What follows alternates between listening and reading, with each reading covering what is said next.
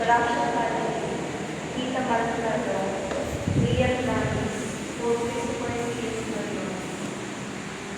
Saint David Mother of National Parliament, Thanksgiving and special events of honoration of St. Paul and Anthony, Lester and Martha Perkins and Frank, Maribel Reyes and family, Jane Martha and family, Dr. Snowy and Lily Freya and family, Hilda Grande and family, Clarence and Mona Lulay and Silang revelation at senior. Arita Moses and family, Healing of Mosca's Darren D. Asigmado, Neville C. Salina, Maribel C. Marcos, Ernesto C. Marcos, Joanna Dennis Marcos, Tagpuin natin ang mesiyan sa salusapan. Naroon ang Panginoon, naghihintay at nag-aabang sa mga pusong nanalangin na siya ay makapulay.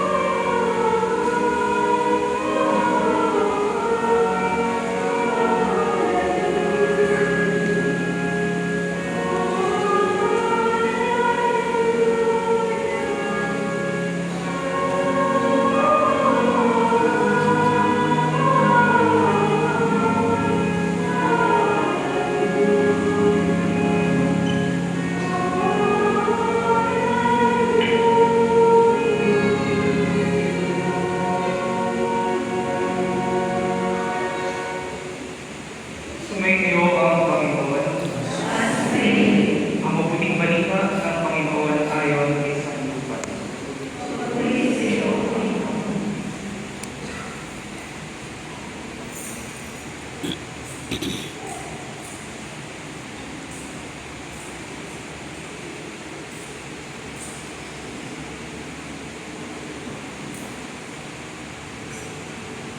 panahon iyon, iniutos ng Emperador Augusto na magpatala ang lahat ng sasakupan ng imperyo ng Roma. Ang unang pagpapatalang ito ay ginawa ng Caesareo ang gobernador ng Syria. Kaya umuwi ang bawat isa sa sariling bayan upang magpatala. Mula sa Nazaret, Galilea, si Jose pumunta sa Bethlehem, Judea, ang bayan ng sinilangan ni Ari, sapagkat siya'y mula sa angkan ng lahi ni David. Kasama niya umuwi upang magpatalari si Maria na kanyang magiging asawa na nooy nagangkan. Samantalang naroon sila, dumating ang oras ng panganganak ni Maria at isinilang niya ang kanyang pangalan at ito'y lalaki. Pinalo niya ng lambing ang sanggol at iniga sa isang saksakan, sapagkat wala nang lugar para sa kanila sa bahay panalunan. Sa lupain ni Leon ay may mga pastor na nasa parang nagpupuyat sa pagbabantay ng kanilang mga lupa. Biglang lumitaw sa harapan nila ang isang anghel ng Panginoon at lumaganap sa paligid nila ang nakasisilaw na kaliglingan ng Panginoon. Nabakas sila ng gayon na lamang, ngunit sinabi sa kanila ng anghel, "Huwag kayong matakot. Ako'y may dalang mabuting balita para sa inyo na magdudulot ng malaking kagalakan sa lahat ng tao. Sapagkat isinila ngayon sa bayan ni David ang inyong tagapagligtas, ang Kristong Panginoon. Ito ang palatandaan. Matatagpuan ninyo ang isang sanggol na nababalot ng lambing at nakahiga sa saksakan." Biglang lumitaw sa tabi ng anghel ang isang malaking bukbok ng kalangitan na nagpupuri sa Diyos. Papuri sa Diyos sa kaitaasan at sa lupay kapayapaan sa mga taong pinalulugdan niya.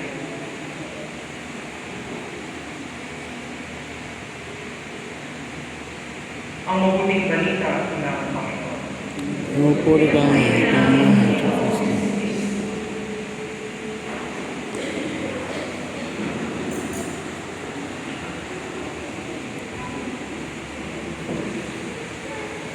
Magandang gabi po sa inyo lahat.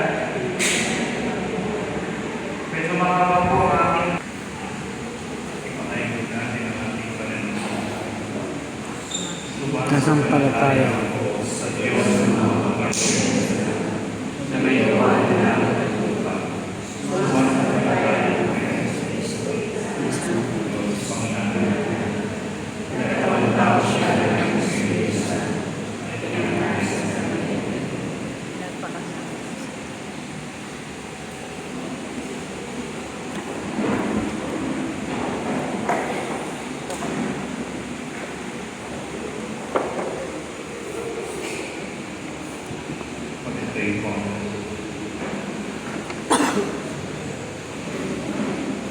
Ipinadaan sa Maria Virgen, pinagpapasama ng Poncio Pilato, ipinadaan sa krus ng tayo, kanala sa karoon ng mga iwan, na may kaparang ng buhay, umabis sa aking manulog sa bahay ng Diyos sa mga pangyayaran.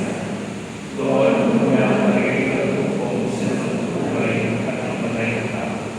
Sumasampalataya ng po sa Diyos Espiritu Santo, sa paglalaswa, sa pagkawalan ng mga bayan, sa pagkawalan ng mga kasalanan, sa pagkabuhay ng pumili, at sa buhay ng pagkakas.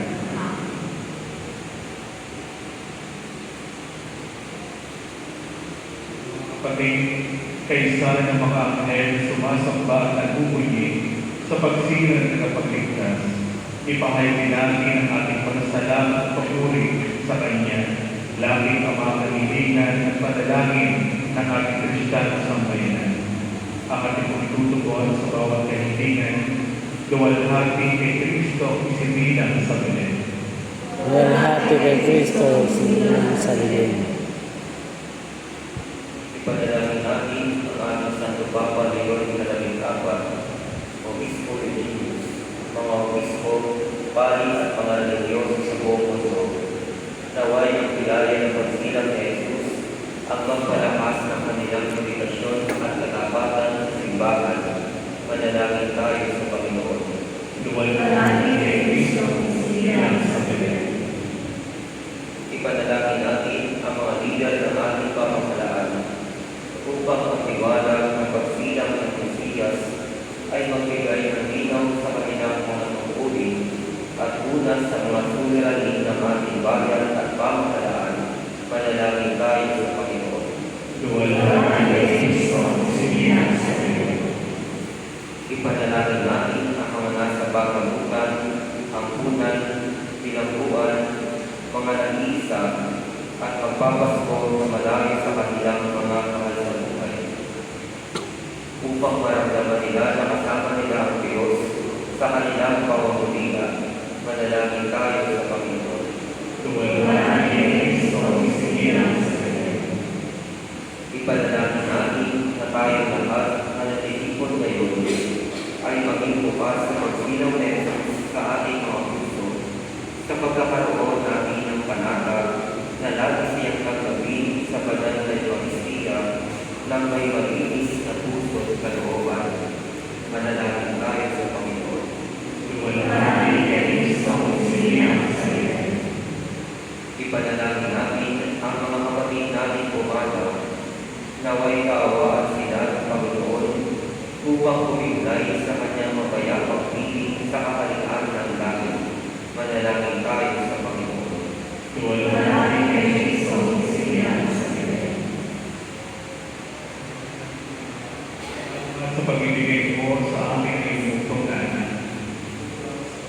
Sa lahat kami iligtas, may bukas nawa namin ang puso. Tanggapin at ang lubos namin kapatid, ang pag-ibig mo at pag-iingat.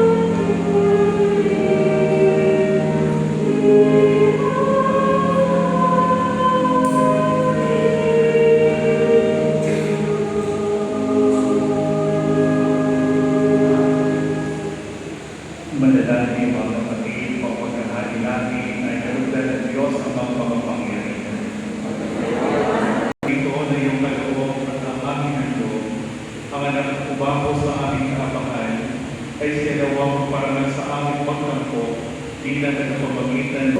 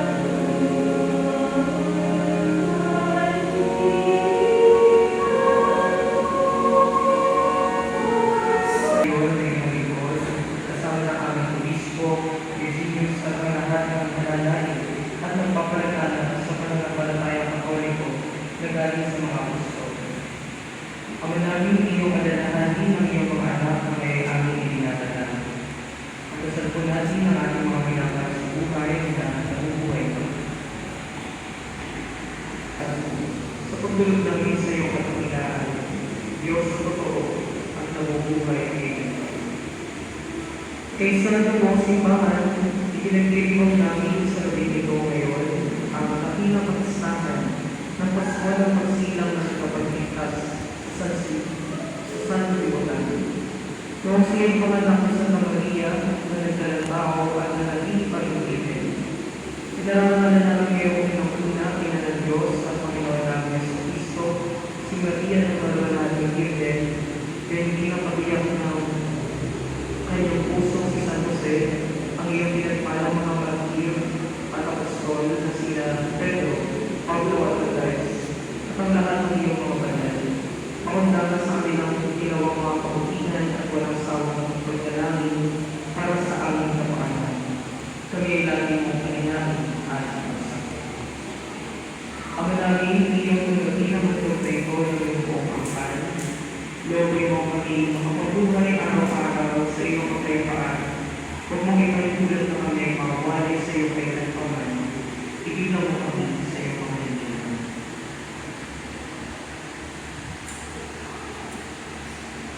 Ama namin, bastasan mo ang mga nagtog namin ito, manapagin mo sa bayangganan sa Espiritu at Katuhanan.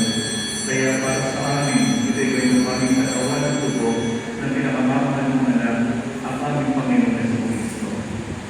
Mag-ispera sa kanyang pagkapangasabi. Hinawakan niya ang tinapay sa kanyang banal at kagalandanan ng mga kamay. Puminga siya sa langit sa iyo, Diyos, sa kanyang makapangyarihan, at nagpasalamat siya sa iyo. Pinagati natin niya ang tinapay, iniabot sa kanyang mga alagad at sinabi, tanggapin mo lahat ito at kanin. Ito ang aming katawan na iyahandog para sa iyo.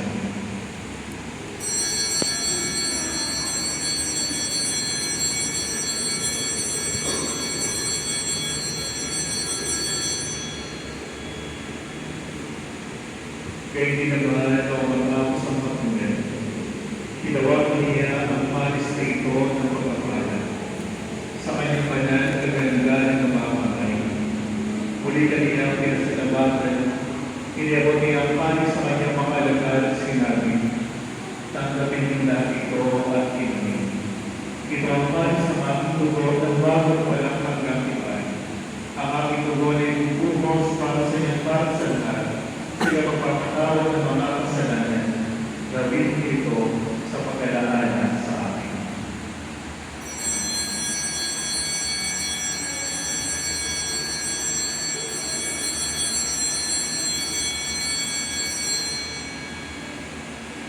Ipagpuni natin ang misteryo ng pananampalataya.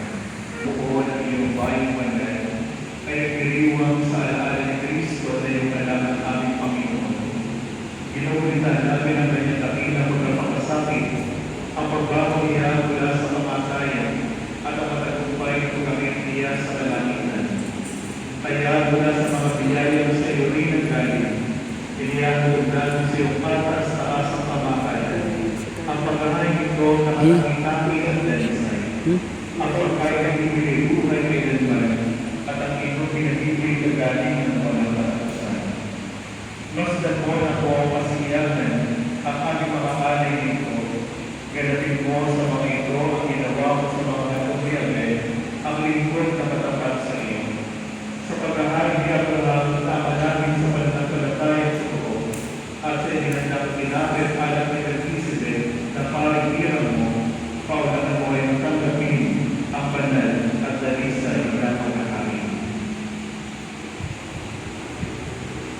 Makapangyari ng Diyos, inihiling namin iyong kakiyan sa banal mong anghel, ang mga alay ni ito sa kanilang gambalan na sa iyong harap, upang sa pagkasal sa banal na katawan ng tubo ng iyong anak, sa pagkakinabang namin ngayon rin sa banal mong hapa, sabihin mo kuskus ang iyong pagkapalan at tanang pagkabasbas. Ama namin, ituloy kalalahanin ang mga anak mo, lumaw sa amin, sa paghintay sa iyong kapayapaan, yaman at tatapos na kanilang kalagayan, ay kanilang nagay, na sila ay aming pinagdarasan.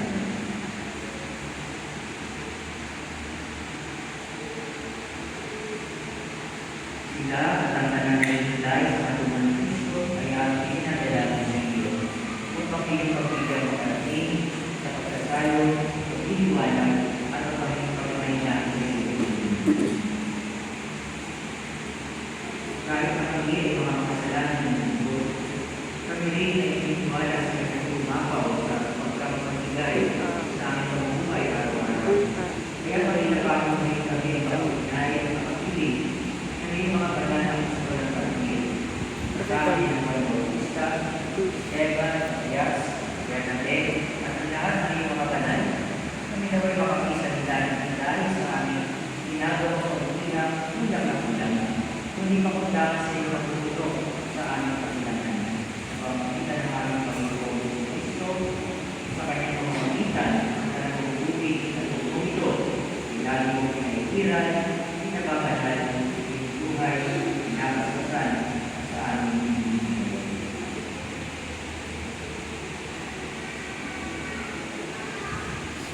Sa pamamagitan ni Kristo, kasama niya at sa Kanya.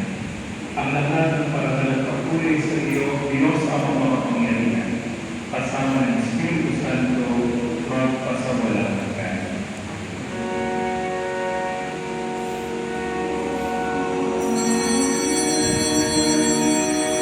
Amen.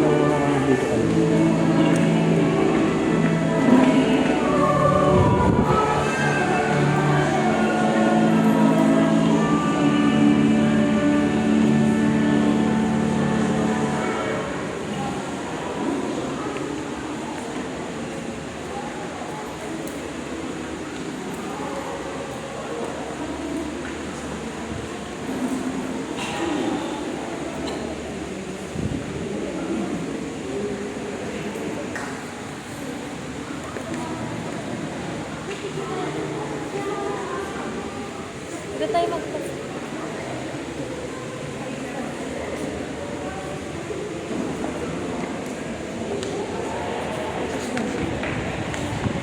Kung saan sa ano?